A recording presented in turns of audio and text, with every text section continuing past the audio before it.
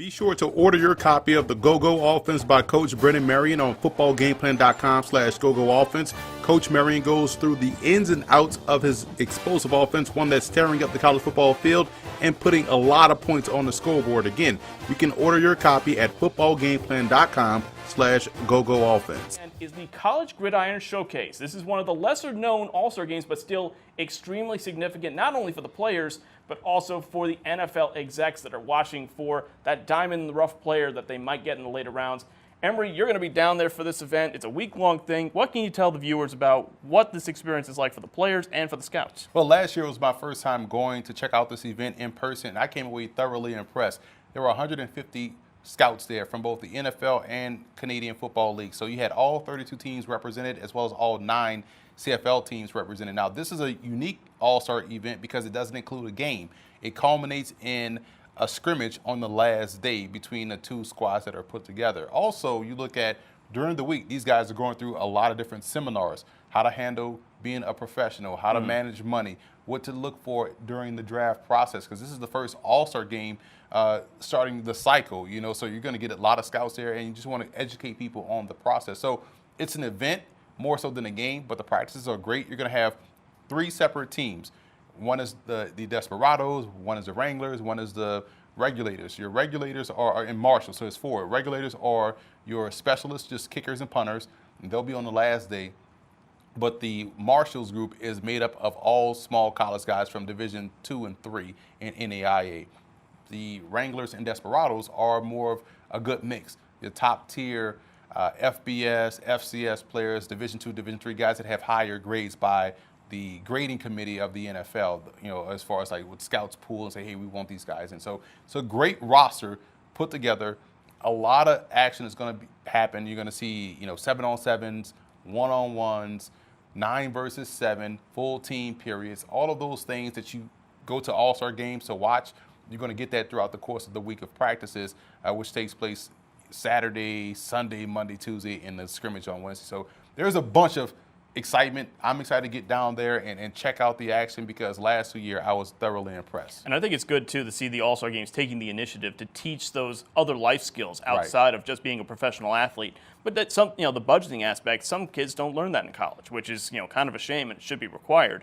But also, talk about scouts, you got the XFL scouts there this year, too. You got 8 teams worth of XFL scouts, which will probably be down there in force. So that'll be interesting to watch. But the question now is, obviously the big players, the high draft picks are going to the Shrine Game and the East-West Bowl. But there are also some diamonds in the rough here. And obviously, at smaller schools, you look at the quarterback position. That's where the eyes usually fall. Are there any players in this game that you have an eye on that could end up on some people's draft boards? Well, you look at the Harlan Hill Trophy winner for this year, which is the Division II equivalent of the Heisman Trophy. Roland Rivers III had a phenomenal season. You talk about winning that trophy.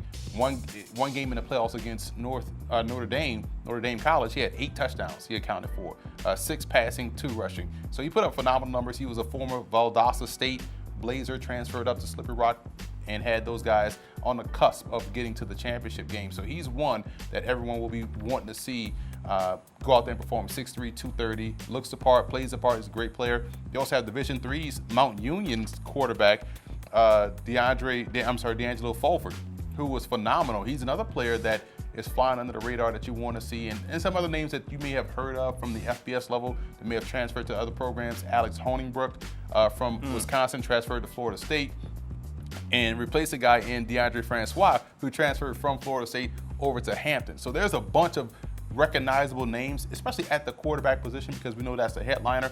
So I'm excited to see how those guys get down there and compete. And keep an eye on a local kid from Texas Wesleyan in Donovan Isom, former Southeastern Louisiana quarterback, transferred to Texas Wesleyan. Coach Prudhomme talked highly about him last year when I met him last year at the program. And he said, hey, we got this quarterback that's 6'4", 250, got a rocket arm, can make all the throws. He's another one that's going to be out there competing, going toe-to-toe with these guys from these power conferences. And a couple of the names to keep an eye on here as well. Jacob Knipp, also a quarterback from Northern Colorado. Big Sky's got a lot of big-name quarterbacks. You got your Dalton Sneeds, Case Cookus, who's gotten a lot of headlines. Ketteringham from North Dakota. Ketteringham has been excellent. But Knipp has got a really live arm. He's got a really good game for a program that really doesn't get too much attention. And Christian Roseboom, the linebacker from South Dakota State, will be there as well. I'm surprised that he's going to this game obviously on merit.